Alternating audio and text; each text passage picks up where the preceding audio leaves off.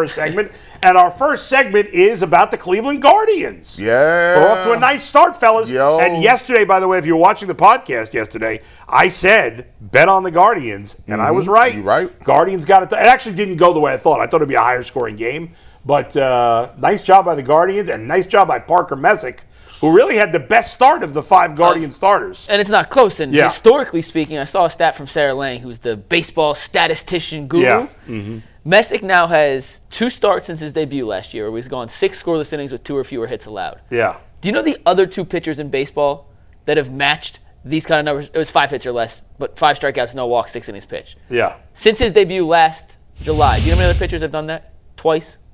There's only, Only 2 other pitchers have done it twice. Cade Horton. Nope.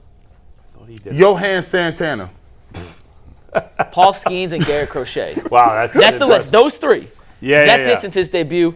They said on the broadcast last night that he is fearless. Yeah. Fearless of any opponent, any hitter. He's going to attack you with his pitches. He's not going to shy away. He's not going to try and pitch around the Otanis, the Betts, the Freedens, the Kyle Tuckers. And he attacked LA's lineup in a way that I don't think a lot of young pitchers have the cojones to do. And the results speak for themselves. He gave up that first bloop hit to Otani. Yep. That essentially was on cruise control through 6 innings. And his changeup, well, you know I'm not the baseball expert like you and Jay and Jason are. I understand that. For a young kid to have that command of the changeup in any count, with 2 strikes, when it's a 3-0 count, he can slide it in there. His ability to command the changeup makes him one of the more unpredictable lefties to hit. One of the things one of the biggest things about baseball, G, and you played in high school, so you know. It's all about your confidence level. That's a big part of it. All these guys in the majors have talent. You don't get to the major leagues unless you have talent. But it's the guys who believe in themselves, who trust themselves, who have that confidence.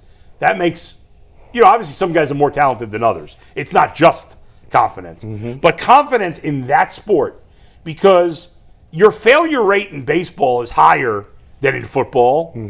If you're successful 33% of the time in football, you stink. You're terrible. If you're successful 33% of the time in basketball, you stink. In baseball, you're great. Yeah. You're successful 33% of the time. So it's just a different animal, and so confidence from players is so huge. I thought they did when they announced that he was going to be in the rotation over Logan Allen. I think that bumped him up a little bit. I just like his approach when he was on the mound. Like, the fact that he was working the ball in and out, and the fact that he came, to me, the thing that stands out is when he went after Otani and right away and challenged him, and it was just like, wow, this dude is not playing around. Like, he has some sneaky stuff. He has some giddy up on the tail end of his fastball. He doesn't seem like he's throwing that hard.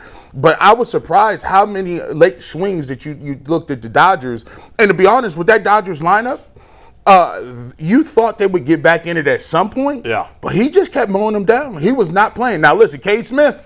Hey, listen, Cade, you get it out of your system now. Yeah, we're a little shaky. But just Messick in general, I think he really did a good job. But the first few games, the sticks got it going, and they were able to get some runs. This game was a nip and tuck, and it was one of those old school Guardians affair. How many sack bunts did we see? Yeah, right. How many moving runners? At least 2 bunts. Martinez and Kwan both threw out a bunt. Right. Back to the Messick late speed on his fastball, whatever. I think part of the reason the Dodgers were so uncomfortable is because he can throw the changeup at any point in the count. So you don't know if you're hitting the 84-mile-an-hour changeup or the 93, 94-mile-an-hour fastball. It keeps you on your toes like that. And I go back to basketball where my bread and butter. Luka Doncic ain't blowing by anybody, but because he's so good at changing pace, he gets past people, even though his top speed ain't 103-mile-an-hour fastball. He doesn't have the Tyrese Maxey or the Donovan Mitchell downhill speed, but because you're in a defensive reactionary position trying to guard him, he has the advantage. I feel like Parker Messick, even though he doesn't have that elite fastball topping out in triple digits, he keeps guys on their toes enough, Bull, that they don't know what's coming, and that's almost even more dangerous than a guy that throws 102, but 102 is coming every time. Yeah, I love the fact that they put him in the rotation ahead of Logan Allen. He's more talented, and he showed it. And what's interesting is the Guardians have started against, obviously, a very good team in the Mariners, or at least a team I expect to be very good. They were last year. And certainly a team we expect to be very good in the Dodgers. In fact, I think yesterday was their first loss. Not that it's been that many games, but they're 3-2. And they're 3-2, and that's with the pitching not being that great. Like, none of the starters, besides Messick, they were all okay. but nobody was sensational the first time through outside of Messick, who pitched great. And as you guys alluded to, Cade Smith has been a little shaky, and it hasn't cost them a game. They won both the games that he was shaky in. They've hit the ball pretty well so far. Not amazing, but pretty well. Your boy Hoskins has come through in the clutch a couple times. He Yes. drew a big walk last night. Yes, after not starting his third game in a row. A walk's not a hit, but No. But He it's showed some good at-bat. plate discipline. No, yeah, there's been a lot of good at bats. I'll give him Austin Hedges got his monthly hit with the big double. 2 hits yesterday. hits. 2 hits, yeah, Two hits. true. Put some But respect the- on Hedges' But the name. double was the big hit. Yeah, double was that the was big the double one, was the yeah. big I hit. mean, but- Schneemann, Schneemann- the big double right there, that kind of put him out of the contention. so funny. I like that. randomly picked up Schneemann in my fantasy league.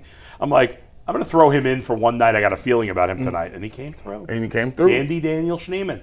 I think when you look at the team through 5 games, you got to be very happy with how they've played, considering the opponent and considering that the pitching hasn't been great. They've gotten off to a good start, and hopefully at least split the next 2 with the Dodgers before coming home to play the Cubs this weekend. I know Bobby was in line to start today had he not gotten hurt. Have they announced tonight's start yet? I believe as of yesterday they said he was going to start. Bobby? Yes. Oh. Yeah. Wow. I believe he's going to. I'm pretty sure, if I remember correctly, they confirmed yesterday that he is expected to start, and it'll be Ohtani for the Dodgers. Obviously, I'm trying to remember if the last time the Guardians faced Ohtani. I guess I wouldn't remember that off the top of my head, but Jose got a couple of hits. Angel Martinez, Quan too. couple as of he's been struggling hits to start the season. And I liked even DeLauder didn't get any hits, but I still liked his at bats. It wasn't like he was up there swimming. Like I liked the fact that he had a line drive right to the shortstop. Hit the ball hard twice. Hit the ball Yeah. hard twice. So he's had great at bats so far this season. He's very impressive. Obviously, we know he's got to stay healthy. I mentioned, I think, when you guys had me on last Friday, that his swing reminds me of Chase Utley, and it's really impressive. And he's a big key, obviously, to their success. Hopefully, they'll get Valera at some point back. I don't know what his status is, but I think he's starting a rehab assignment, which means he can't be too far far away. behind. So, yeah, I mean, at this point, you got to be thrilled by how they're playing. And get another win last night. It'll be obviously a challenge to face Ohtani on the hill, but it's a big sigh of relief that Bibby's able to pitch tonight because you leave a game with shoulder soreness, anything with the elbow or the shoulder. The assumption is always it's a disaster. Yeah, he's going to be out for a while. Now, I don't know that they're out of the woods yet. We got to see how he makes it through the start. He's got to make it through another start, Yeah. a couple starts. But the fact that they're letting it this early in the season, they're not really being that cautious. He pitched, Thursday, Friday, Saturday. I mean, he's pitching on regular 4 days rest. It's not even like he has an extra day, right? He's going tonight, Tuesday. Yeah, it's a regular rest because they haven't had a day off. Nope. Because they started on the West Coast. So, yeah, I mean, I'm excited that he's pitching tonight.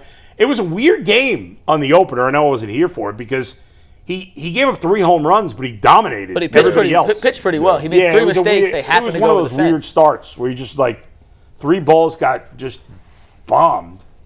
And again, you held the Dodgers to 2 runs yesterday, which was impressive.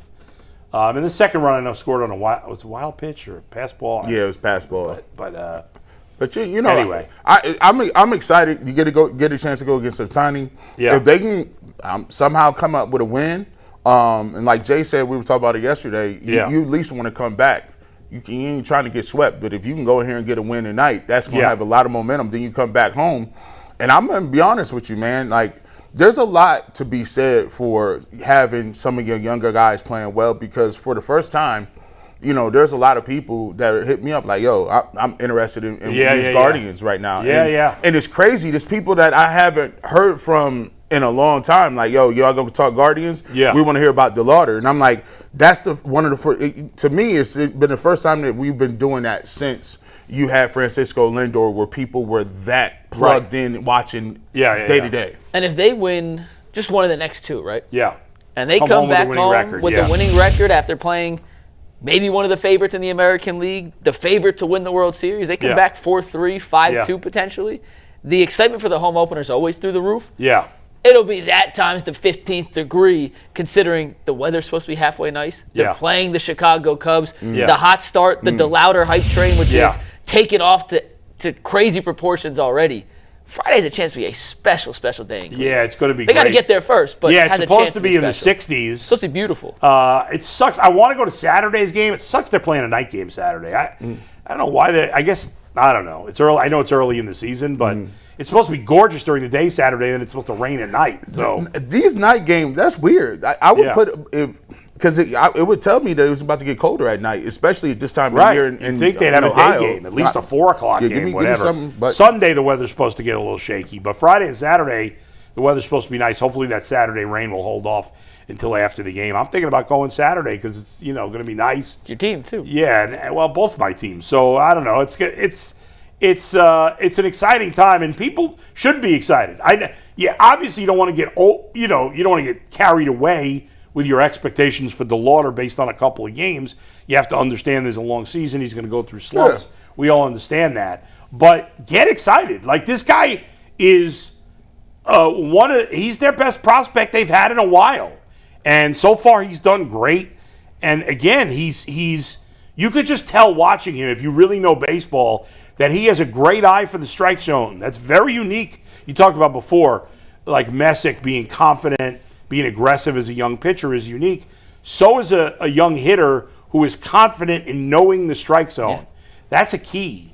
That's big. By the way, the ABS system has been a home run so far. Yeah, give us your 2 cents on that real quick. It's the funnest part. It's the funnest part of the game right now. It creates another drama point. Right. The whole crowd's into it when it happens.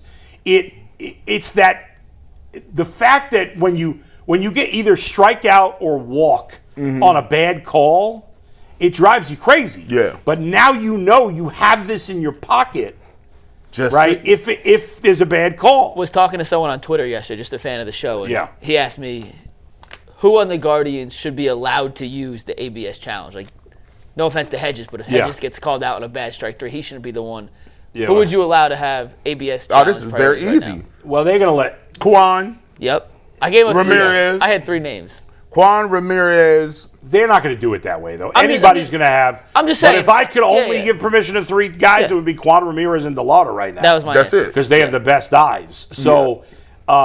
Sorry, Arias. No, you was out. No. You was out. No, you was out. We got to get Bazzana up here in May, and then we get excited again by another rookie. Man, listen. When Valera get off the DL, I'm gonna have him, and then I'm gonna get Bazzana up here, and then we really gonna have some fun. Yeah, then it could get really special. I'm excited about it. But the ABS so far, home run, it's an advantage for the defensive team because the catcher really has the best. The catcher's always gonna have a better sense than the hitter of a bad call. Yeah. So, all right, keep watching those Guardians again tonight. Let's just see that one more time, Earl, before we take a break. Can we see the graphic on the pitching matchup tonight here? Bybee versus Ohtani. Yeah, Bybee Ohtani. It's at 9. What time is it to start? Game starts at 10:10. 10:10. There it is. I've been enjoying watching the different broadcasts. I like the Peacock broadcast where they have the national broadcaster with an analyst from both teams. I like that. Good idea. I thought that was really cool. I've been enjoying. I didn't watch all these games. I've been enjoying a lot of the broadcasting with them. Yeah, I like it's been good so far. All right, folks, we're going to take a break. This is new for me, not for you. You've been with it for 6 days already. When we come back, we switch from baseball to basketball. How are the Browns doing? The Cleveland Browns. The regular season's almost over, folks. I can't wait for the playoffs. But how'd they do last night? How are they doing? We'll get to it next on the Ultimate Cleveland Sports Show.